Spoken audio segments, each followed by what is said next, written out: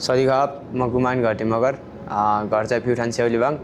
अहिले हाल चाहिँ मैले जिमखानामा चाहिँ ट्रेनिङ गरिरहेको छु। मैले मुay थाई गरेको चाहिँ करिब 2 वर्ष जति भयो। मुay थाई किन आएको भन्दाखेरि चाहिँ मलाई यो मुay थाई एकदमै मन पर्यो। अब पहिलो कुरा चाहिँ अनि यसमा चाहिँ धेरै रिस्कहरू छ हैन, एकदमै अब रिस्क छ अनि एकदमै हार्ड छ, ब्रुटल छ अनि त्यही भएर चाहिँ मलाई एकदमै मुay थाई मन पर्छ। म चाहिँ सबै अलराउन्डर एथलिट नै हो। अब सबै गेमको नलेज छ। पहिला चाहिँ म पुलिस स्कुलको पास आउट हो अनि पुलिस स्कुलमा चाहिँ मैले धेरै गेमहरू खेल्नु पर्ने थियो। त्योभन्दा अगाडिको लागि चाहिँ अब अलि हार्ड नै थियो। अब मेरो बाबा चाहिँ सानैमा बित्नु भएको अनि बाबा बितेपछि चाहिँ अलि दाइहरूले चाहिँ मलाई दाङमा लगेर पुलिस स्कुलमा जोइन गरिदिनु भयो हस्टेलमा। 8 क्लासमा आउँदाखेरि चाहिँ मैले स्कलरसिपमा नाम निकालेँ, स्पोर्टको स्कलरसिपमा। अनि त्यसपछि चाहिँ मैले त्यो स्कुलमा चाहिँ अलि धेरै स्पोर्टदेखि लिएर एजुकेसनमा अलि धेरै फोकस गरिन्थ्यो अनि डिसिप्लिनहरूमा पनि एकदमै धेरै फोकस गरिन्थ्यो। अनि त्यहाँ चाहिँ अब दाइहरूले जसरी एक्सपेक्ट गर्नुभएको थियो त्यसरी पढ्न चाहिँ सकेन मैले हैन। यहाँबाट नि दाइहरूलाई सरी भन्छु। तर मलाई चाहिँ के भन्छ स्पोर्टमा चाहिँ धेरै अलिकति इन्ट्रेस्ट भयो अनि स्पोर्टलाई चाहिँ धेरै मैले फोकस गर्न गएँ। अनि त्यही भएर चाहिँ मेरो पढाइ पनि त्यस्तो नराम्रो चाहिँ हैन, पढाइ पनि ठिकै थियो। तर स्पोर्टले चाहिँ मैले धेरै फोकस गरेँ अनि स्पोर्टमा चाहिँ मैले स्कलरसिपमा नाम निकालेँ।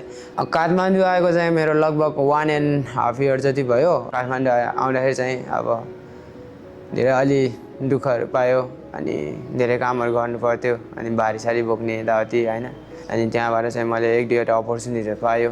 अनि त्यसपछि चाहिँ म थाइल्यान्ड गएँ। थाइल्यान्ड गएपछि चाहिँ मलाई जिमखानाको हाम्रो कोच राहुल दाइले चाहिँ मलाई हाम्रो जिमखानामा आऊ अनि यताउति भनेर चाहिँ राम्रो ट्रेनिङ हुन्छ भनेर चाहिँ उहाँहरूले चाहिँ अलि राम्रो ट्रेनिङहरू दिनुभयो। लगभग बिगिनर जस्तो थियो केही समय अगाडि अनि हातै समाएर सिकाइदिनु भयो। अनि दाइहरूले चाहिँ लाउरे हो अनि यस्तो हो भन्नुहुन्थ्यो। अनि 2-3 महिना चाहिँ अब सिङ्गापुर पुलिसको चाहिँ ट्रेनिङ पनि गऱ्यो, ट्रेनिङ क्याम्पमा पनि बस्यो दाङमै। अनि त्यसपछि चाहिँ अब हुँदैन, अब म अब गेम खेल्छु भन्ने खालको चाहिँ एउटा अब मेरो चाहिँ एकदमै गेममा चाहिँ हङ्गर थियो नि त। अनि त्यही भएर चाहिँ म काठमाडौँ आयो। अब फ्यामिलीबाट सपोर्टहरू त्यस्तै हो अब हैन। अब के भन्छ अरे दाइहरूले सपोर्ट गर्नुहुन्छ अब गर्नलाई। तर दाइहरूको पनि फ्यामिली छ अनि मैले पनि अब माग्न पनि अलिक गाह्रो हुन्छ नि त। दाइहरूलाई अब लाइक उनीहरूको पनि अब मैले पनि बुझ्नुपर्ने हुन्छ। उनीहरूको पनि फ्यामिलीहरू छ, छोराछोरीहरू छ अनि सबै हुनुहुन्छ। अनि त्यही भएर मैले सधैँ चाहिँ माग्दैन। अब एकदमै आवश्यक पर्यो, धेरै गाह्रो भयो भने चाहिँ माग्छु। अनि पार्ट टाइम काम गर्छ, ट्रेनिङ नभएको बेला कामहरू गर्ने यताउति त्यही हो। त्यही भएर आफूले चाहिँ अलिकति आफूले चाहिँ अलिकति पाल्ने हैन, त्यही हो। रुमको रेन्टहरू तिर्ने त्यस्तो हुन्छ। अनि फाइटिङहरूबाट आएको पैसाहरूले ताकि रेन्टहरू तिर्ने त्यसरी गरेर हिँडिरहेको छ। आफूले खर्च पानी डाइटिङहरूदेखि लिएर आफूलाई एडजस्ट हैन, आफूले चाहिँ त्यही हो एडजस्ट गर्दै हिँडिरहेको छ। मलाई के भन्छ अरे डाइटहरू खाने पैसा चाहिँ अलिकति जिमले पनि हेरिरहेको छ अनि पर मन्थ हैन। अनि अहिले चाहिँ त्यहाँबाट पनि सपोर्ट मिल्छ। अनि त्यहाँबाट अलिकति मलाई माया गर्ने दाइहरू हैन, अब अलिकति मेरो फाइटहरू मेरो स्ट्रगलहरू देखेर चाहिँ अलिकति माया गर्ने दाइहरू साथीहरूले अनि साथीभाइहरूले चाहिँ हेल्प गरिराख्नुहुन्छ। अनि अरू स्पोर्ट भन्दा चाहिँ मलाई मुay थाई अलिकति रिस्क पनि लाग्यो हैन। एउटा मलाई चाहिँ अलिकति कुनै पनि कामहरू गर्नु पर्यो भने चाहिँ अलि रिस्क कामहरू गर्न चाहिँ मनपर्छ हो।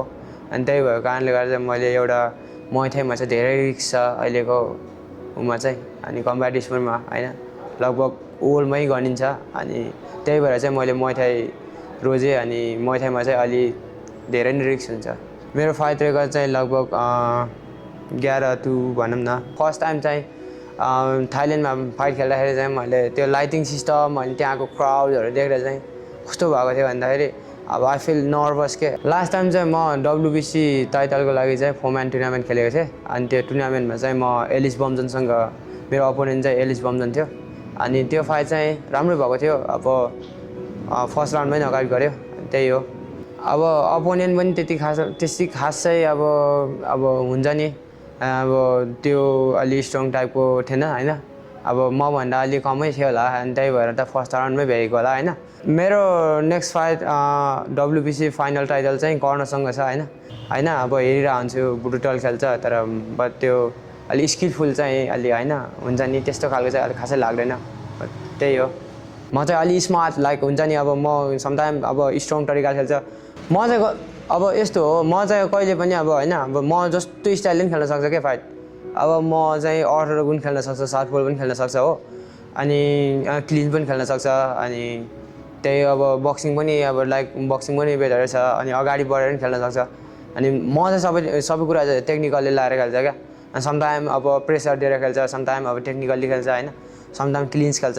त्यही हो मेरो फाइट चाहिँ अब होइन अब त्यो सिचुएसनले पराउँछ अब कस्तो छ होइन के छ खतरा नखतरा अब होइन को खतरा को अब स्ट्रङ लाइक को स्मार्ट भन्ने चाहिँ अब आफ्टर फाइट होइन सबैले अब फाइटले चाहिँ वेट गर्ने हो अनि फाइट पछि देखिन्छ। कर्णको मिस्टेक त त्यही हो अब धेरै अगाडि बढ्ने त्यो धेरै अगाडि प्रेसर दिइरहनु चाहिँ अब इज अ बिग मिस्टेक होइन। अब वेपनहरू त धेरै कुराहरू चाहिन्छ धेरै वेपनहरू बनाउनु पर्छ त्यही हो कर्ण होइन। अब आफूले चाहिँ अलि के भन्छ अरे हार्ड ट्रेनिङ गरेर आऊ होइन कर्ण होइन। अब तिमीलाई अब के भन्छ अरे आजसम्म अरूसँग खेलिरहेको थियो होइन ठिक छ नि त अब अहिले चाहिँ गुमान गर्दिमा गर्छ एज अ गन म्यान होइन एकै दिनमा चाहिँ सक्सेस मिल्दैन अनि धेरै सक्सेस हुनको लागि चाहिँ कयौँ वर्ष चाहिँ अब हामी चाहिँ तपस्यामा बस्नुपर्छ डिसिप्लिनमा बस्नुपर्छ त्यही हो।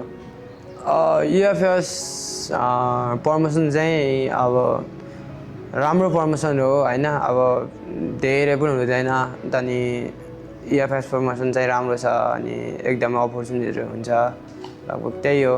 थ्याङ्क यू फर सपोर्टिङ होइन अनि मलाई चाहिँ धेरै सपोर्ट गर्नुहुने दाइहरू अनि साथीहरू सबैजनालाई चाहिँ अब मेरो फ्यान फलोवर्सहरूदेखि लिएर मेरो फ्यामिली मेरो जिम मेम्बर कोच सबैजनालाई चाहिँ अब थ्याङ्क यू भन्न चाहन्छु अनि मे 16मा चाहिँ मेरो गेम हेर्न आएर चाहिँ इन्जोय गरिदिनु होला होइन। त्यही हो अब मेरो मेन इभेन्ट छ अनि मेरो अब तपाईँहरूको सपोर्टले गर्दाखेरि चाहिँ मलाई अलिकति भए पनि एउटा होप आउने छ अनि तपाईँहरूले सबैले चाहिँ मलाई सपोर्ट गरेर आइदिनु होला मे 16मा त्यही हो।